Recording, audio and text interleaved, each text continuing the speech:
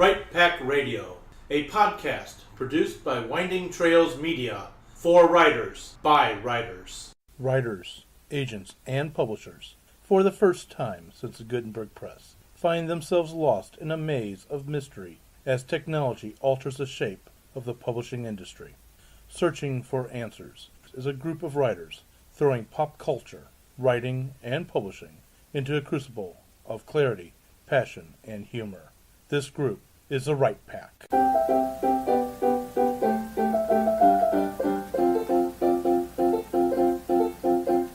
Welcome back to Right Pack Radio. This is your host and producer, David Allen Lucas, author of some crazy things. Just spent a good weekend working on characters, and I hear one of our cats is crying. So if you hear cats in the background, that's why. Also, sadly, your imagination. Also, sadly, you have missed the entire pre-conversation on wine and other things leading up to this talk, which you'll find out what it's about in just a moment. With me today is my lovely co-host. Hi, I'm Kathleen Kayembe. I write paranormal romance under the pen name Kaseka and Vita, and say horribly saucy things now that I'm the only erotica writer on the panel. Well, no, Lee's still around. She's just busy In this room currently. I'll go with you. Yeah, I miss Lee.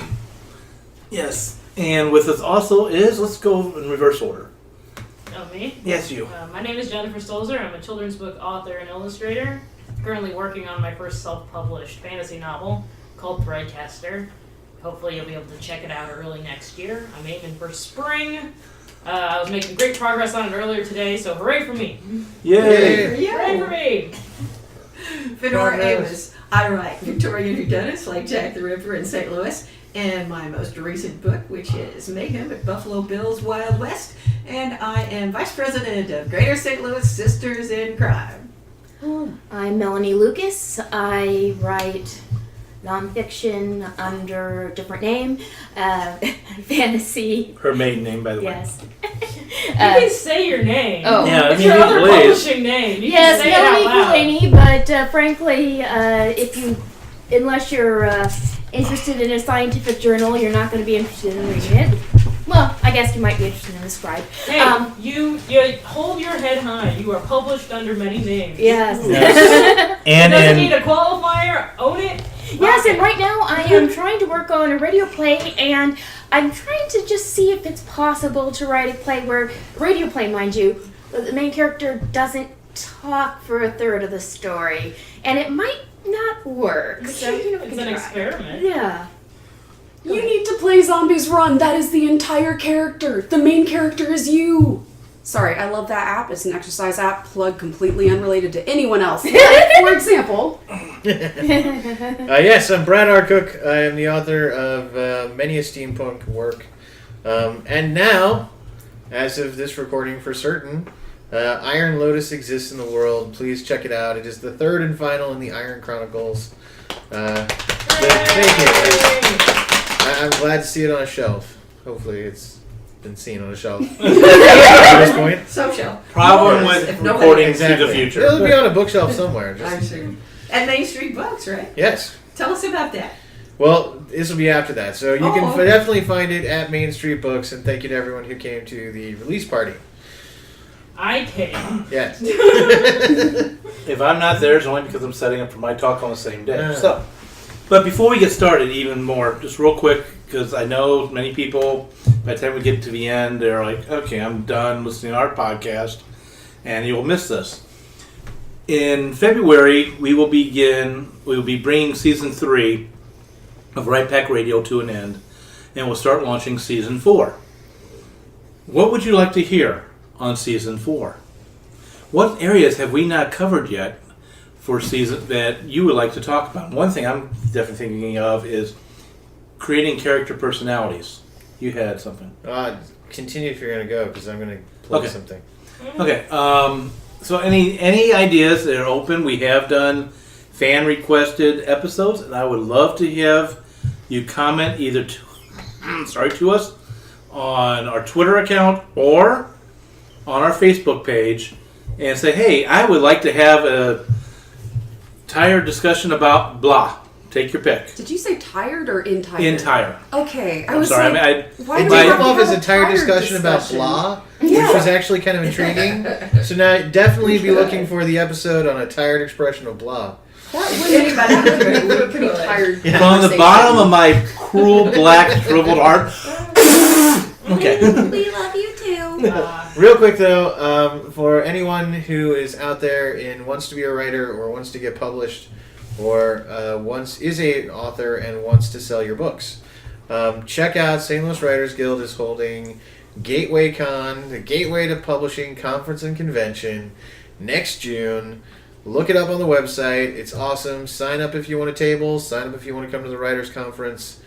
And there's my plug for it. Find Excellent. it at www.stowritersguild.org/gatewaycon.html. And there's an advertisement at the end of this show as well. Yes, and you'll hear me say that for like every week from Yes. now until June. It is. I Sorry. guarantee you, this is going to be really interesting. This is going to be really interesting. Sorry, we got 3 podcasts We've got now. an ornery kitty. He's ornery. And now he's gotten. We have a plot cat that's been left alone without human supervision for over 24 hours. So now he's saying, "Pay attention to me." Exactly. Yes. Indeed. So, what are we going to talk about today? Well, we're going to talk about an author, a very famous author that was born in this month of December, several years ago. I now, because I'm holding a cat, can't look at the date. December 16th. 1775. Thank you. And about the 12th rule of Right Pack, which is rewarding ourselves. So, our famous author we're going to talk about, and we're going to celebrate with wine and chocolate and other things There's no over here. celebration without wine and chocolate. Got it. Is the one and only Jane Austen. So, Fedora, you and Brad are my historical people. I'm going to turn to you guys briefly.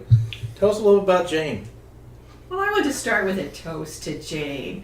Raise your glasses, everybody. Yes. We do have wine and Glasses. chocolate, as I said. A toast to Jane. To Jane Austen, To Jane. who was the beginning of Clinky a clink. lot of wonderful things for writers. Yes. Clink. And by the way, she did not get what she deserved. She was published anonymously. Well, not To start anonymously. She was published under a nom de plume. Yes, but that's A very male-sounding nom de plume. that's not cool. And the sad thing is, And it was 50 years after her death before anyone knew she'd written a book. Oh, and you know, while I totally agree with what you're saying, because that does suck, remember that the time period you're talking about, the Men were stupid, we know. the concept of society at that time was that women were incapable of doing anything like what Jane did. Oh, more than that. Oh, yeah, that no, it it's would pretty injure nice. them physically in their health if they attempted to do the things that men do. Yes. Which That we was know is propaganda of the worst possible hue, in my estimation. yeah, or let me non be nice about that and say it was complete and total absolute bullshit. At least. But certainly before 1850, before women started to get their act together and go to Seneca Falls, for example, and insist that women got the vote, women were simply not people. They were conveniences. They were to raise the children. They were to keep the house clean, see that the cooking got done. And so in the early half of the 1800s, you will find a number of women authors who were pretty darn good, but they did not use women's name. Mary Ann Evans, who was George Eliot. The Bronte sisters, all 3 of them wrote books, but they called themselves Ellis Acton and I forgot now. The cat just jumped on my lap. Great. sorry. Anyway, the Bronte sisters. And of course, there's Jane Austen, who was not recognized at all, and George Sand, whose name was Aurora Dudevant. All of these people wrote some wonderful books, but would not dare put their names on it because they were women and they would never get published. Question: was Mary Shelley contemporary with her, or was she shortly after? Mary Shelley was contemporary, yes. Okay, because But- Mary Shelley was in the same boat. That's why I'm asking. That is true, but her book didn't really get anywhere for a long time. Exactly. But So she wrote. it She also doesn't wrote really apply. under a male name for several books. That's why I was asking that That's true. question. Did, I thought she am I was remembering incorrectly, but did she publish under her brother's name or her husband's name? I don't remember anymore. I'd have to look it back up. Yeah, we're not celebrating Mary Shelley today. We're No, celebrating today. me. I celebrate her with my heart all the time when I think about Frankenstein. But Today is about Jane. yes, so today's about Jane, Her and today's rebuke of the about landed gentry. is also about rewarding ourselves. When we're writing, I'm speaking only for myself, as any writer should on this, but if you're taking this art very seriously, admittedly, I don't know about you guys, but I am constantly pounding on myself. I'm constantly pushing myself and feeling like I'm writing crap. So Well, I we think- all feel that. yeah, that's what I'm saying, but I'm still saying for myself. I'll let you guys admit to it. I But I do set goals out there, and I give myself minor rewards. What about you guys? What do you do? Oh, absolutely. And what kind of rewards do you do? Well, today is wine. Wine and chocolate, I think, is always good. Yes, it Finish is. your book, and as a matter of fact, not even necessarily wine and chocolate, but if I actually write the end to a story, a book, a screenplay, anything that I write, I have in my office a little decanter full of Cointreau, and I have myself a little shot of that. There you go. Oh. I have made no bones about sharing the fact that I love to have a fine glass of Glenfiddich Scotch, usually aged 12 or 15 years. When I'm done. Now, do you Something do? else? Go ahead. Sorry. Well, something else that you said that you did once upon an episode was you would not let yourself play games on your phone until you had written. Which No. also sounds like a reward. Yeah. This sounds more like a punishment. No, I'm bad For about it, some actually. people. I'm a horrible taskmaster to myself. And so it's not just my phone. Like, my PlayStation, if, I won't play it for a while because I'm working. Especially when I get into that, month-long crunch of either editing a novel or finishing writing a novel or whatever needs to be done. I'll cut myself off from a lot just to ensure that I'll even cut myself off from my kind of daily internet marketing stuff, just because I Because force of the myself to time work. suck. Yeah, It is. It takes force too myself to much work. time. I don't ever look at my emails until just before lunch, basically, because if I don't work in the morning, if I get distracted by that, I don't crank out a single word. And I only do 100 words a day anyway. So I can't afford to lose it. Yeah, my mom was quite annoyed that you're so slow coming out with the next book. I know. I'm sorry. Well, let me ask this question too, and please feel free to throw in any of the rewards you've done for yourself at your drafts. But do you just reward yourself with when you're done with your first draft? Do you set escalating awards, or just regular awards at each draft that you do? In other words, let's say you're only going to do 4 drafts. Your first draft, your beta draft, your editor draft, and then the draft that's going to be finally published. Do you set 4 different rewards? What's your personal system? After I get to the end of any manuscript, I buy myself a cupcake. There you go. Yay, I like okay. that. Yeah, sometimes I buy myself a cupcake just because I need one, but it never tastes as sweet as the one when I get the end of the draft. Yeah. Well, There will cupcakes definitely are be a good handy, meal. But liquor is quicker. Yes. Are you a good meal? There will be a good meal. There you go. I don't know. I don't really reward myself for writing. For me, it's great when I've written for that day. The whole day feels better. And So writing is its own reward. having written is its own reward. Writing is fun, but sometimes it's a slog. But once I am done for the day, I feel better. Although I did try to implement rewards, probably. I'm thinking it was because of you guys telling me that you can do such things. And I would drink sparkling grape juice when I finished a draft. So that was all by yourself. oh yes, oh yes. There's nothing wrong with that. And then well, I finished drafts. I was so just rarely. making sure she was doing it correctly. Exactly. I finish drafts so rarely. I need smaller goals to be rewarded for than an entire. See, I will do smaller goals, like you're saying, you've got 4 different drafts. Do you do a reward for each one of them? Kind of. But I do hold off the big ones for, the really big goals of when the book is done. And that's always a good one to me, when the book is done and handed over to somebody else. Right? The end. Yes. So you're talking about when you say to someone else? To the publisher. Okay, that's why I want to get which firing draft off to the publisher. It's out of my hands now. And then there will be another reward that's a big one, that is when all the edits are done. And it's going to publication. I reward myself for starting a new project That's There not you go. bad idea. because I'm a historically slow writer. I've been working on this novel that I keep toting for the last 10 plus years. And it's going to be a great celebration when that is officially out from my nest and flying on its own. But every time I start a project that is going to be something significant in my life, because I'm marrying myself to it for many years, I go to one of those pottery painting places and I make myself a themed mug Oh, I of didn't know that. the book. Yeah. That's wonderful. Interesting. So I actually have 2 Threadcaster mugs for 2 different times I've started it. And then I have one for my ghost story that I've mentioned before, and I made one for Caribou that the cat I was sitting broke when he knocked off of a counter. There's a reason probably why Caribou still isn't published. Blame the cat. Bad omens. Before I go to Kathleen next, it's interesting that you should say that, because I tend to also I never thought of it as a reward until you just said that. I kind of reward myself for starting as well.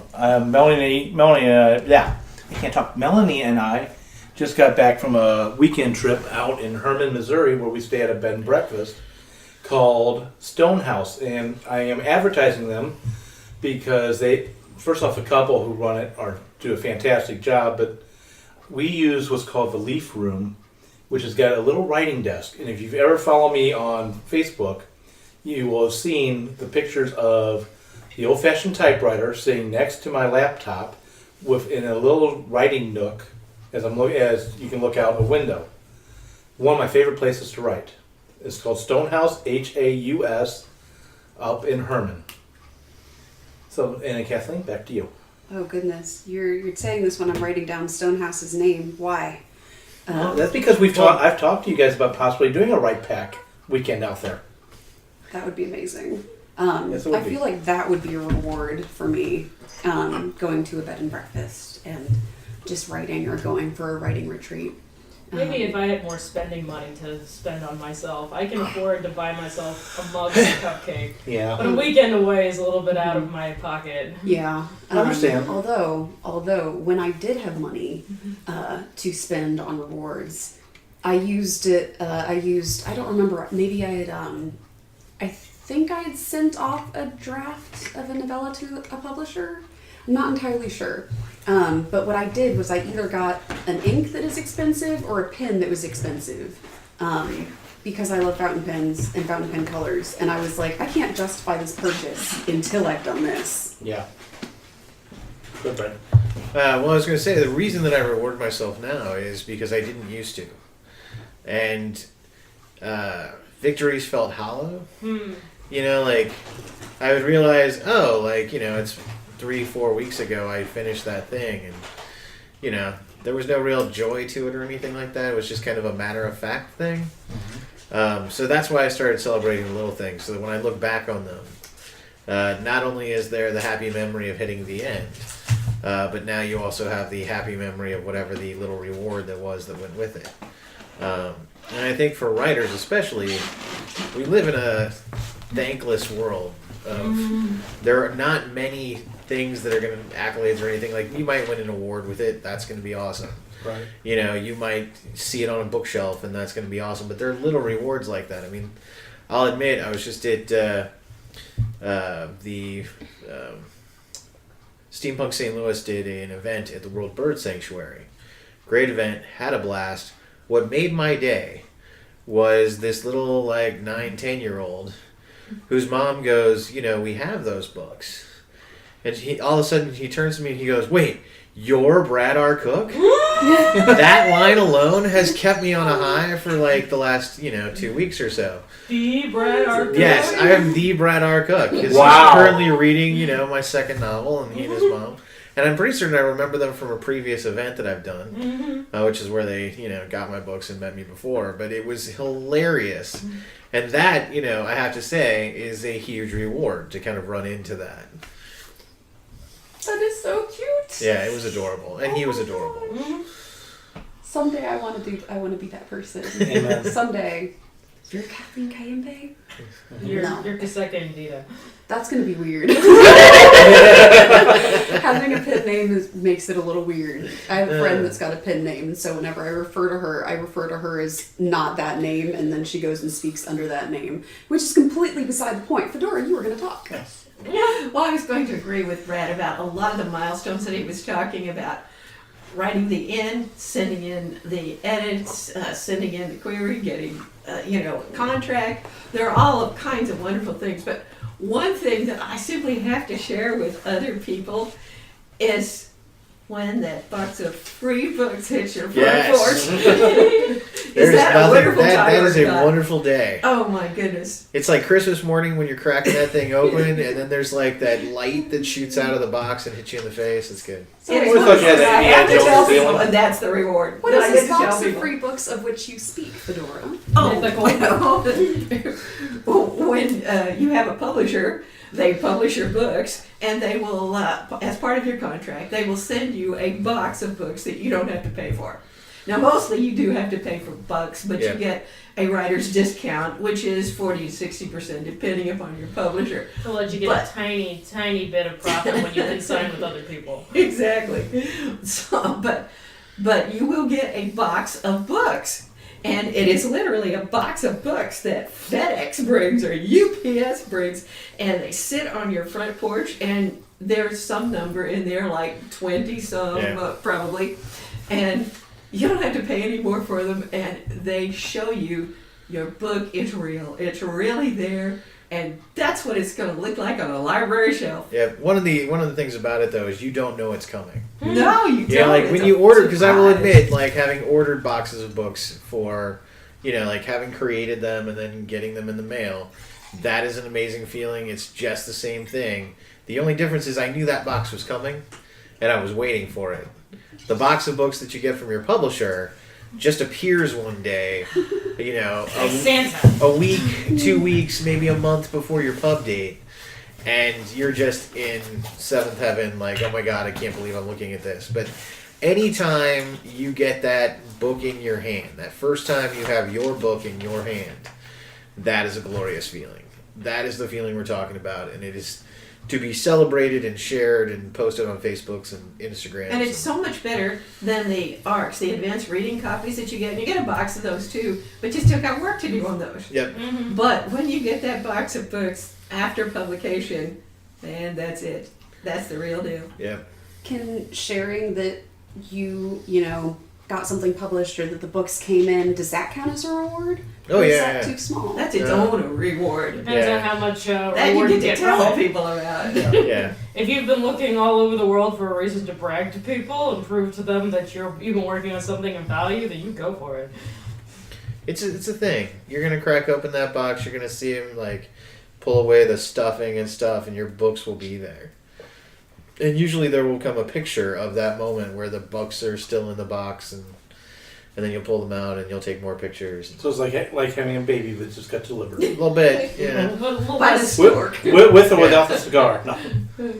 So, you guys have finished novels, but what about those of us who haven't finished a novel? Like, are there smaller units for rewarding for those of us that have a hard Well, time finishing things? Okay, even if you haven't, finished a full length novel, the minute you finish your manuscript, like maybe it's not published yet, but the fact that it's sitting there and it's done, that is huge. However, for like shorter writings, for like short story writing or essay writing or any of that kind of stuff, I get an equal amount of joy when I see it in print. So if it's in a journal, a book, a magazine, or whatever, flipping through that page, jumping to that website, and seeing your work and your byline. It's about seeing your byline and your words in a set medium that you didn't necessarily produce, or maybe even if you did. I mean, we're not trying to diminish the gains of self-publishers here either. Mm-hmm. The joy is still there. It's And seeing you get copies of that too. Yeah. Usually 5 or 6. you're seeing your work in a finalized form. That's huge. I feel like that's a reward, but it's not really rewarding yourself. I feel like you guys have like big reward goals, and I need like the baby step. Like if you've ever seen Kung Fu Panda, Po is like, I don't know Kung Fu at all. Can you start me at level 0? And his master is like, there's no such thing as level 0. And then a giant balloon beats Po. He can't even beat a balloon. And he's like, for you, there's a level 0. I feel like I need that level 0. So like, I don't know, with Jinx, the novel that I have not finished for years now, that I keep You're close though. getting closer and closer and putting it down and then getting closer and closer. Like, for that's what I did the Sparkling Grape Juice reward with. I was like, if you finish a chapter, you get that. There's Because nothing wrong with that either. Sure. For me, Go ahead. literally, because I'm a person who doesn't necessarily need to have rewards, but I like to mark my progress. Because when I think back over it, I don't want to think, I finished something awesome, and then I just, turned around and said, cool. But getting that first word on page, that's huge. That's the first step in a really long journey that's about to unfold. The minute you hit, period on the end of that first chapter, that's a huge goal. Why? Because something's now set in stone. You've written it. It's there. It exists. You can go back and go change it. But, they always say you can't edit a blank page, and that's so true. Until you actually have words in front of you, that's when it starts to feel tangible. But, I have favorite scenes in everything I write, whether it's a short story, long story, or whatever. And when I get to that favorite scene, there's a joy that I'm about to write it. And then once I'm done, and it's there, and it worked, that's awesome. There's also going to be a point when I come back to it, and I work it over again through editing. And that's cool, because now I've perfected it. And at some point, I'm going to take my hands off of it. And I'm going to say, I'm done with that now, because I can't deal with it anymore, and it's got to get to print. And that's another great feeling. But having those series of, kind of rewards is a great way to prevent yourself from getting into the doldrums of writing. I have an example of like a tiny reward. Can I share real fast? Sure, I'm doing right. Okay, go ahead. When I started Threadcaster, I started it as a NaNoWriMo novel because I needed an excuse to sit down and write the thing. Because I've been planning it for maybe 2 years ahead of time. And so I needed to sit down and actually start writing all the ideas down. I knew that the first draft was going to suck, and that was keeping me from working on it because I wanted it to be, good, perfect out of the gate, as many of us do. And for NaNoWriMo, I had a calendar, and if I met my word count for that day, I could draw a picture on it.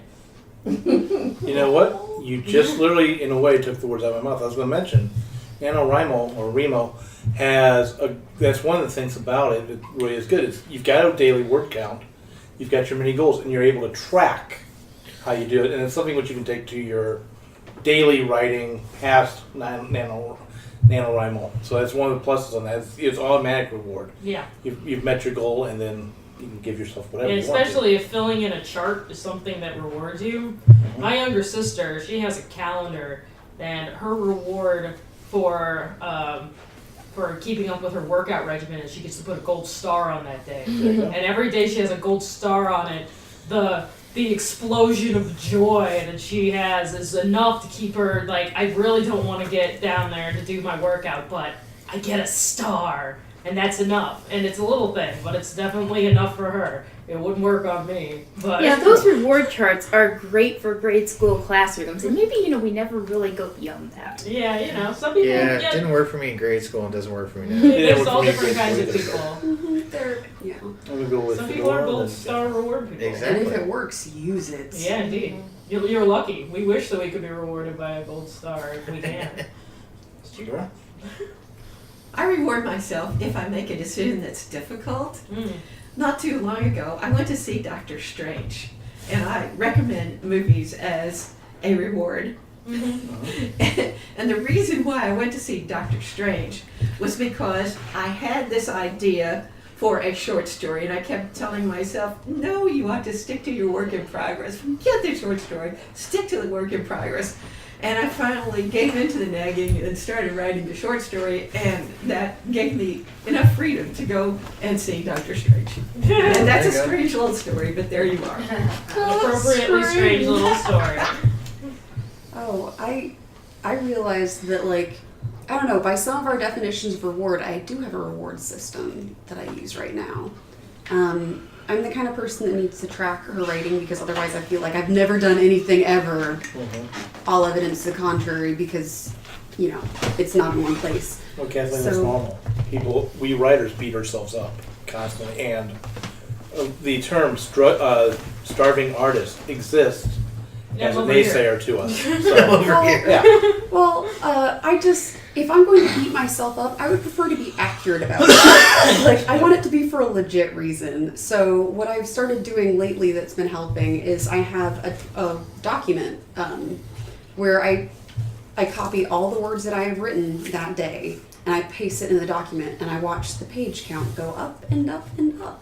And it makes me very happy to have written. And when I edit things, I'll, because I'm doing so much in-depth editing, I'll copy whatever it is that I edited, like the paragraph that I edited or the sentences that I edited into the document, because they're kind of new writing and it counts. That makes me feel great. I have a similar thing with my printed galley copy, which I mentioned Lulu before. I love Lulu. I'm not with a publisher, so I didn't get a galley copy or a galley, like an almost done document that is official. So I order them on Lulu so I can edit them by hand.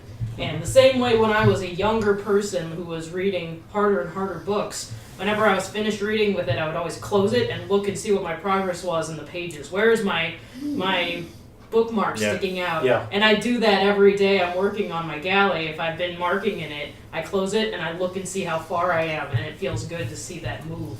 And it's not anything more tangible than that. I mean, technically I could stick my pen in anywhere in that book and look at it and say, oh, that's what it looks like when it's that far. But because I know I have edited it to that point. Yeah. Also, when I have to change pens. Oh, I've used a lot of ink on this book. I have to change That's a pens, good and I point. get to pick a new color.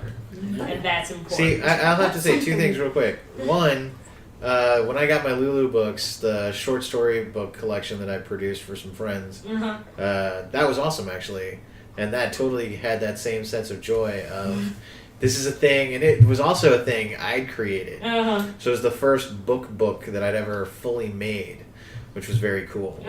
But I am a huge as I write, I don't keep track of. I keep track of my page numbers, but I don't keep track of my word count. And then every so often, I will take, say, the last 10 chapters that I just wrote, put that in a single document, and that will give me my word count. And that then I can add to the other word counts, and then suddenly I know I'm 50,000, words into this novel. And that is a wonderful feeling. Like knowing that I have written 50,000 words, and I still got some to go. Or when Iron Lotus was done, and it was like 99,000 words. It was like, I have written 99,000 words. It's there. Yes. I'm surprised that you don't keep a spreadsheet. I learned a long time ago, you damn well better have the right number of words. I have an estimation that I know, and that's why I keep my track. So after about 10 chapters or so, I check in on where my word count is. But my page count does that also for me, and I know that because that's a running track.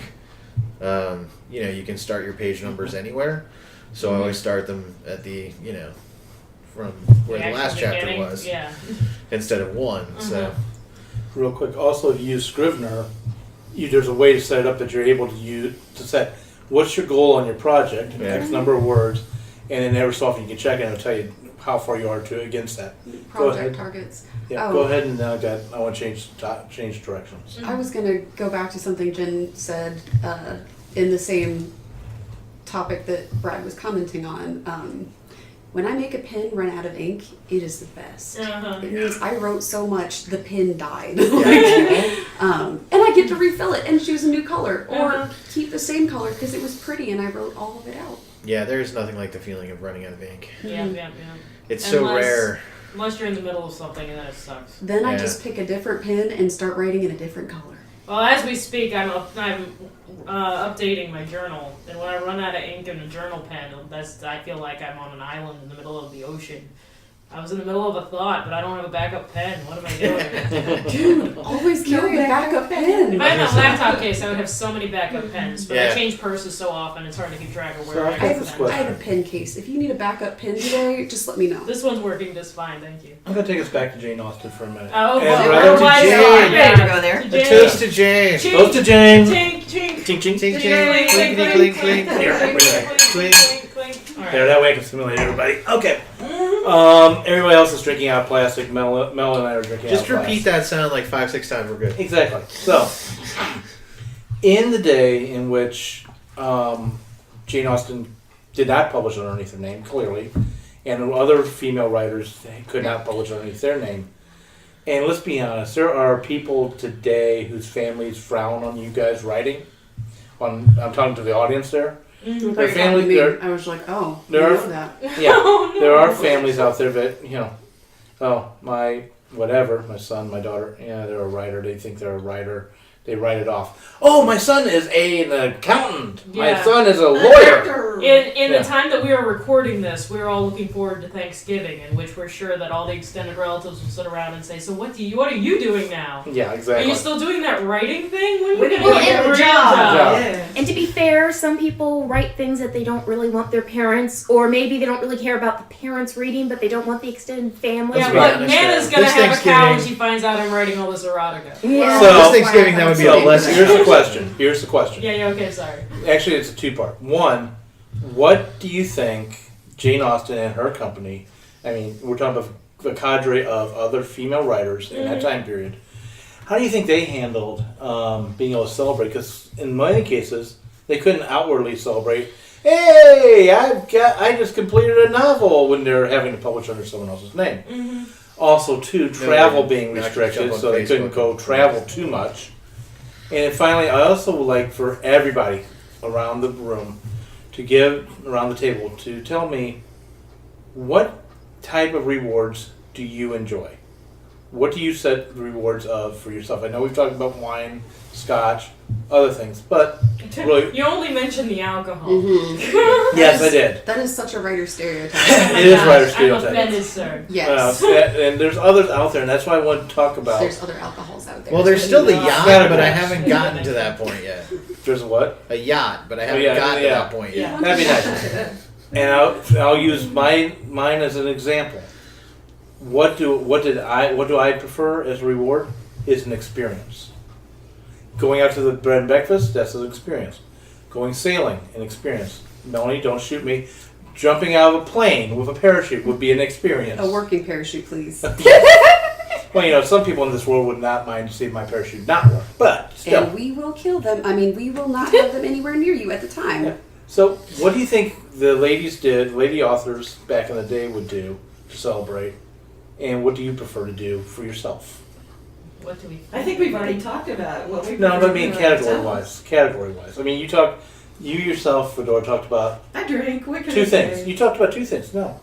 You talked about the wine, or you talked about your drink, but you also talked about going to movies. Yeah. So that's... And telling people. And telling people. Yeah. No? Well, I was thinking two things. One, these were published authors, and I believe most, if not all of them, were unmarried. So this writing represented an income that they actually had control over. Notice I said unmarried. If they were married, they still wouldn't have had control over it. But that's another issue.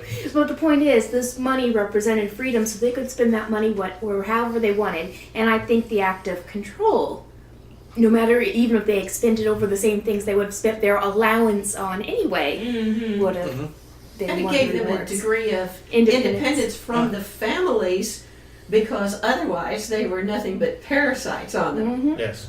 I hate to say it, but yeah, that's true. I think there's obviously a lot of that, what we've just mentioned here. I do think, though, that like any writer, they probably had some of the same, thrills that we had. I'm sure they held the book, even if it didn't have their name on it, and loved that. I'm sure they talked to somebody. They didn't have Facebook. They didn't have social media. So Letters. There are letters. They love to write tons of Well, letters. Jane Austen had a sister. That's what I mean. Like, she and her sister probably had like a total go crazy moment when the book came out or something. I'm sure there was that kind They're of stuff. sending by actual postal mail letters that are nothing but "ee." Yeah, exactly. A line of exclamation points in a letter and folded up nicely. I would do it. I'm sure there was that level of, celebration, I think. Well, and they had a secret identity. Yeah. Yeah. They were getting something over on people. There is that too. And, especially for Jane, she was writing, a critique of the age in which she lived. She really did. So there is a sense probably also of being a rebel and getting away with it. We So rebel. publishing a book to Jane Austen was the equivalent of throwing on your helmet, straddling your Harley, and vrooming off into the distance. There's probably a bit of that, The yeah. distance in a no trespassing zone and getting away with Above the it. speed limit. And getting paid to do it. Yeah, someone else's motorbike, paying for gas. Pride, Prejudice, and Harleys? Is that There you go. That's A it. sequel to Pride and sequel to Zombies. Go ahead. One thing that I found very telling about how she was viewed by her family is this. She had, I think, 6 brothers and 1 sister. Yep. And all 6 brothers were reasonably successful in a sort of a middle class sort of way, and every single one had a portrait made. She and her sister never had one. We do not know to this day what Jane Austen looked like. No. Well, here, The actually... only, wait a minute. Okay, sorry. The only picture that there is of her was created some 50 years after she was gone, and nobody was around to say what she actually looked like. No, So, hold and on. that was okayed by her family, but they didn't really know. Here, actually, so there is actually a portrait of Jane Austen Yes, there are done several. by her that claim sister. to be No, that. done by her sister in 1810. Yeah, well, Yeah. her It's family a at that bad time hand said drawing. that it did not look like her. Handwriting. They said it didn't look like her. But It's if you're a- going by the letter of the lost, technically there is a portrait of her. That It's her just made sister by did. an unskilled person with a crayon. portrait. It's It not, is it's a just drawing. Little It's a pencil drawing. drawing. It's a drawing. Was And that Jane looks a necessary? little angry in the Was drawing. that necessary? Yes. He's trying to be clear. He knew So- that we would get trolls in the comments. What section I'm because saying it's- is Okay, that the that's only fair. member of the family who is now remembered Yes. was completely ignored during her own time, for the Sadly, most like part. many women of her age. So now that you talked, what Talk. is your form of reward? What do you like to Oh, we reward already yourself? talked about mine. Who else has somebody? movie and Movie, drink, yes, and just telling people right. who I think might care. Yeah. And Mel, you spoke, but you didn't tell me what your reward was. Oh, well, the whole finishing thing is very successful. What's your favorite way to unwind after doing something? Yeah. Like creating a thing. Do you enjoy just say, "Hey, this afternoon I'm not doing anything," and then you put on pajama pants and lay on the couch for the rest of the afternoon? Is that kind of what kind of thing do you do to unwind? Do you mandatory cuddle a cat? yeah, I'm not sure if that can count as a reward because they demand that anyway. Yeah. But we've been talking around it, some of the things, but yeah, it would be nice to getting something in print would be good. It was actually the first thing I got the first professional paper. I'm not exactly sure. I remember signing the release for it to be published.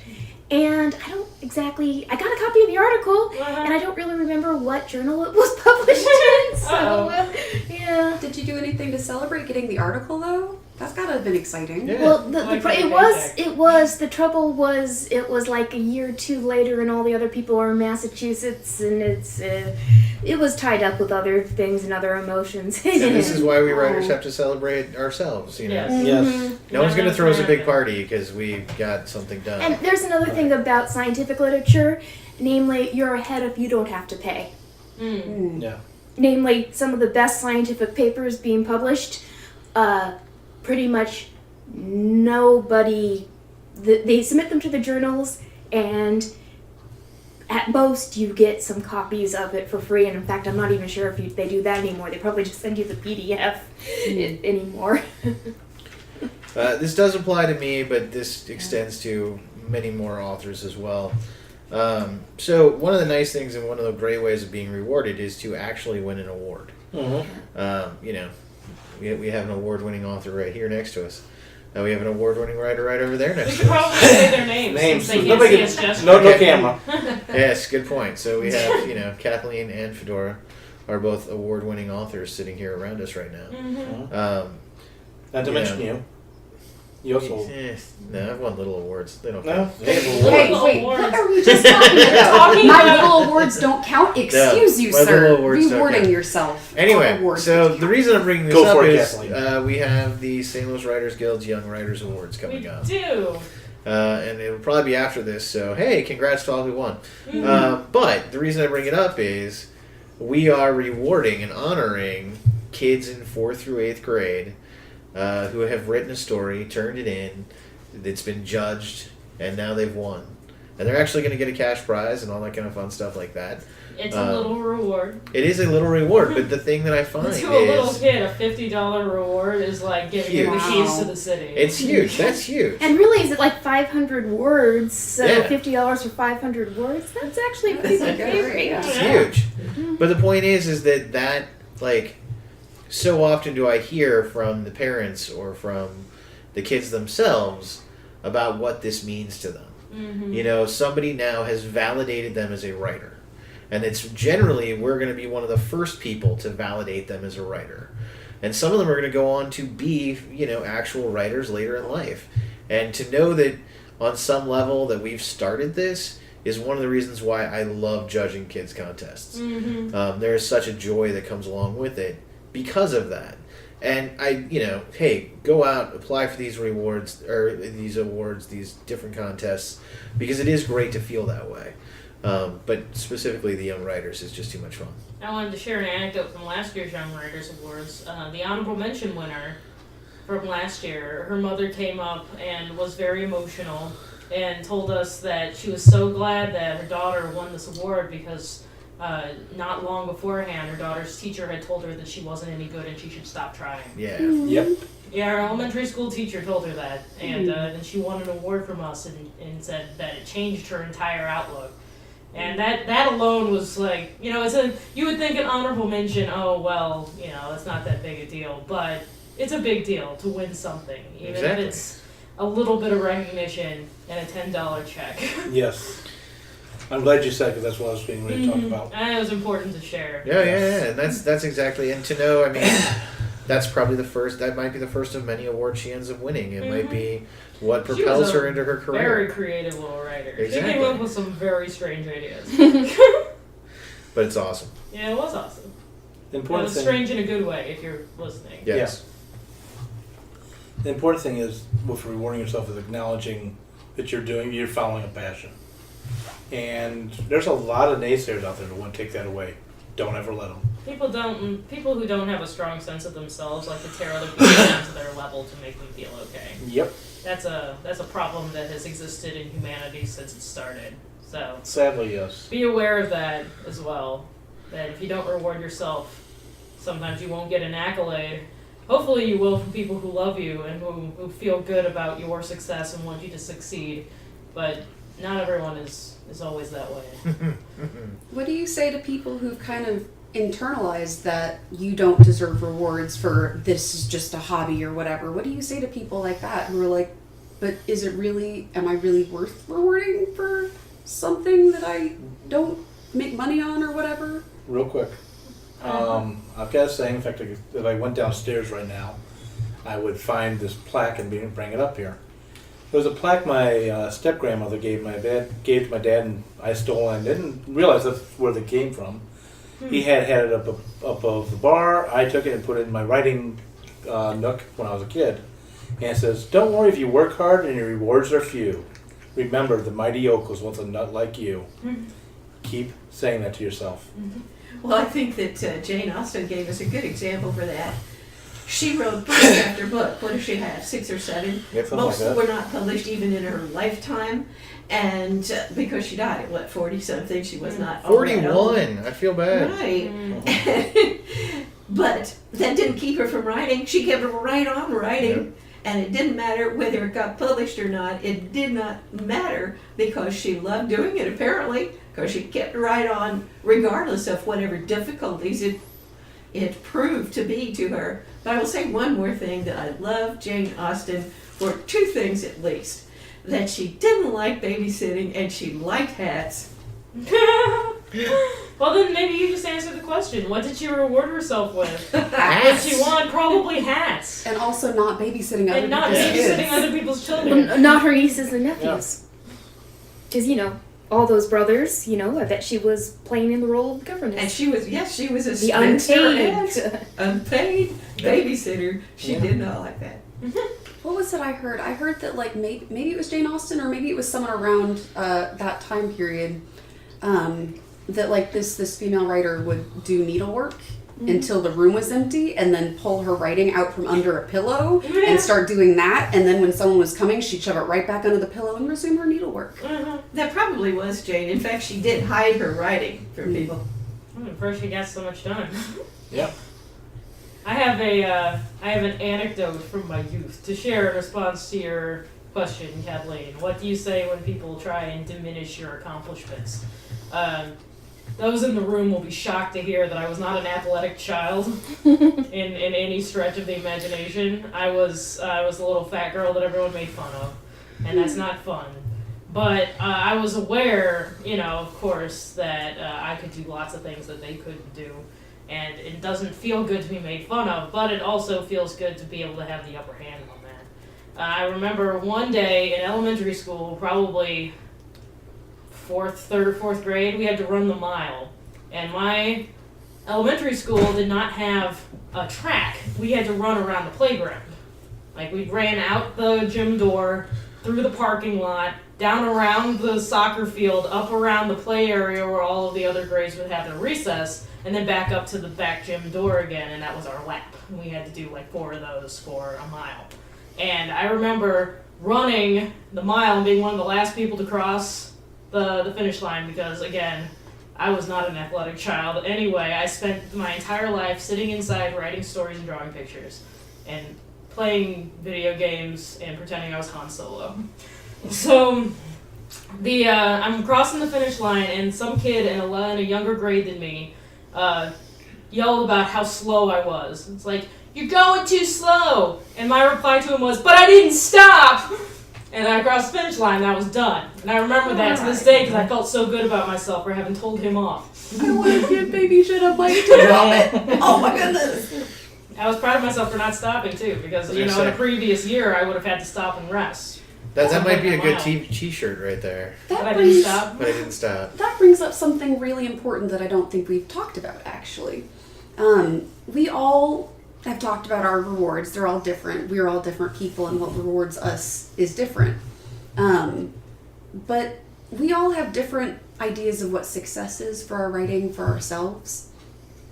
And so what may be a milestone for one person might not be worth rewarding for someone else. Like, there are people who like barely finish NaNoWriMo, for example, barely get those 50,000 words written. And then there are other people who are on like their third novel and 150,000 words, and they're like, first novel, whatever.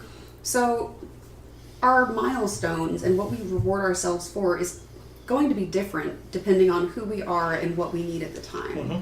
So just, even if it's project specific, try to reward yourself for whatever steps you think are kind of a reach, but still something you can do. I am horrible about this. So if you really get me on a good day talking about my writing, even though I'm publishing my 3rd novel right now, I've got short story collections, I blog on a weekly basis, I do not feel successful on many a core. Now, on a lot of ways I do.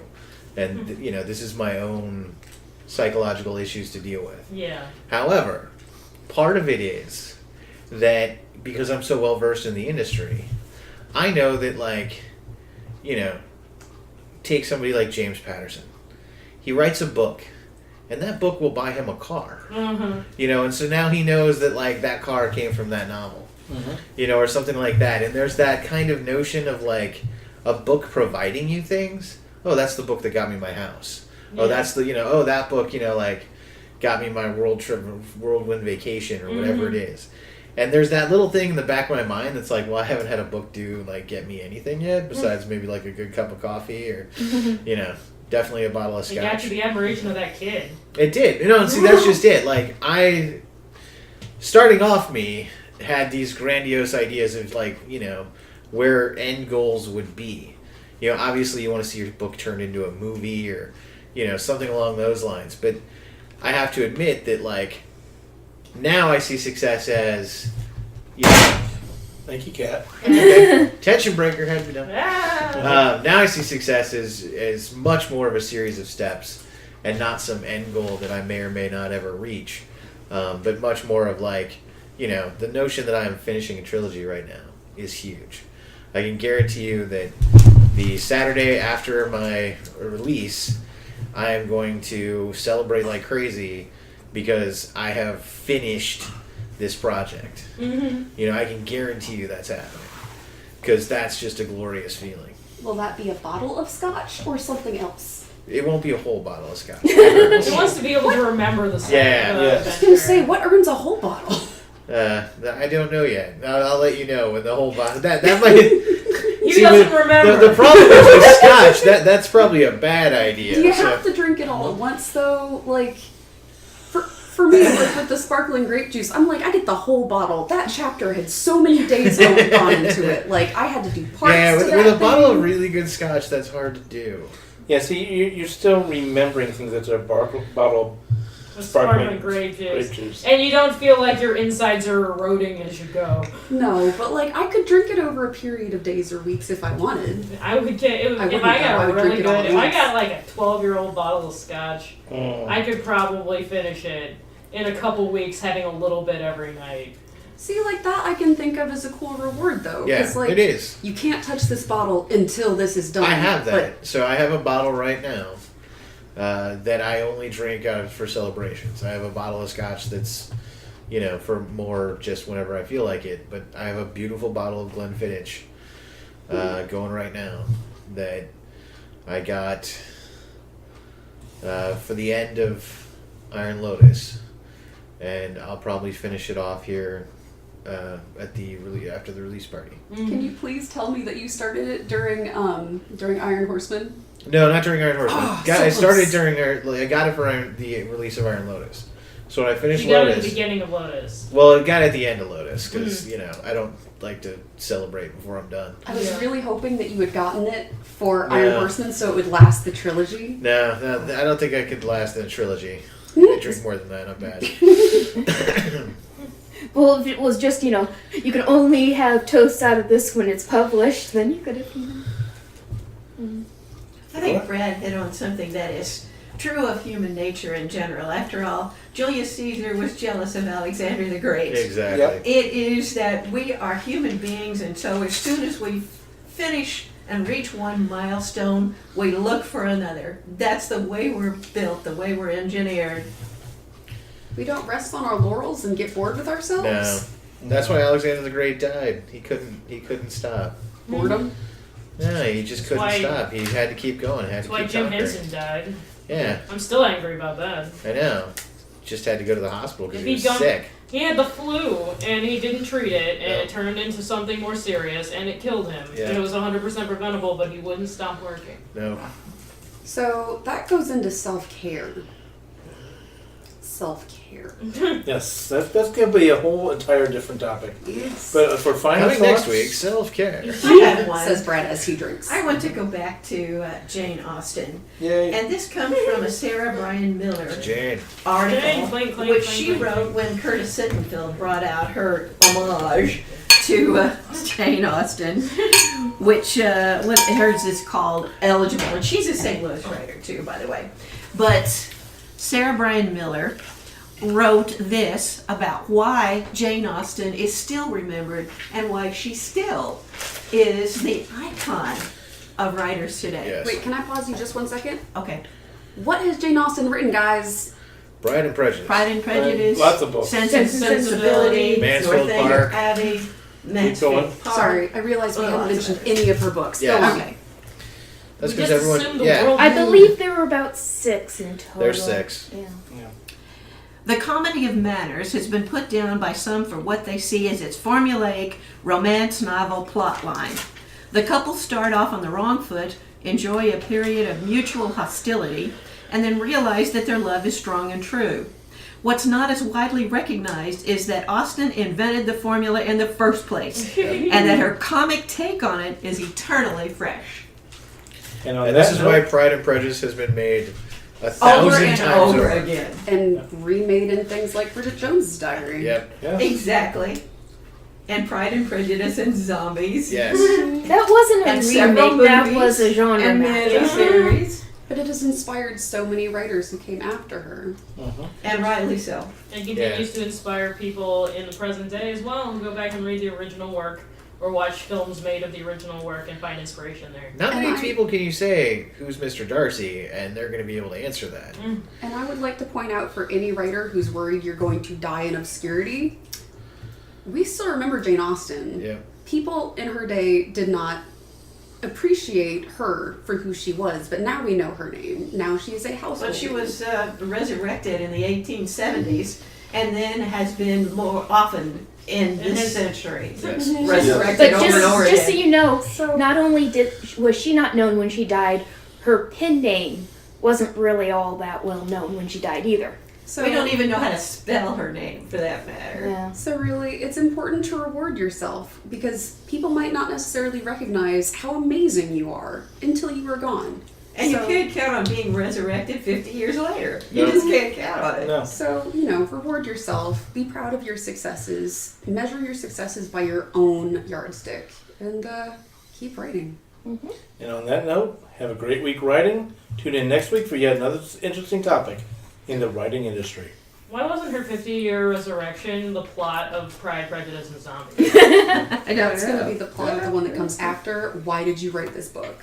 GatewayCon? What is GatewayCon? The Gateway to Publishing Conference and Convention, brought to you by St. Louis Writers Guild, is a new, unique experience for writers looking for their work to be either traditionally published, independently published, self-published, or to further their writing career. Coming in June 2017, GatewayCon will provide opportunities for writers to pitch their work to agents, hone their craft regardless if it is genre fiction or nonfiction, and obtain expert critiques. Get to meet vendors and experts who can help your writing get attention. And all writers get their work in front of their audience. Writers will get to network with agents, publishers, and others in your genre. Gateway to Publishing Conference and Convention will be in St. Louis, June 16th through the 18th, 2017. For more information, visit www.stlwritersguild.org or look for GatewayCon on Facebook, Twitter, Instagram, and Tumblr. GatewayCon, opening the gateway for writers to reach their readers. Did you know that Right Pack Radio has an international audience? How would you like to reach that audience in regards to your books, your book services, your author services, or more? Go to www.windingtrailsmedia.com and look under advertising for more information. If you don't have a script, that's not a problem. We will be happy to work with you. Once again, go to www.windingtrailsmedia.com for more information. The new theme songs for Right Pack Radio were written and performed by Meredith Tate. All copyrights remain with her.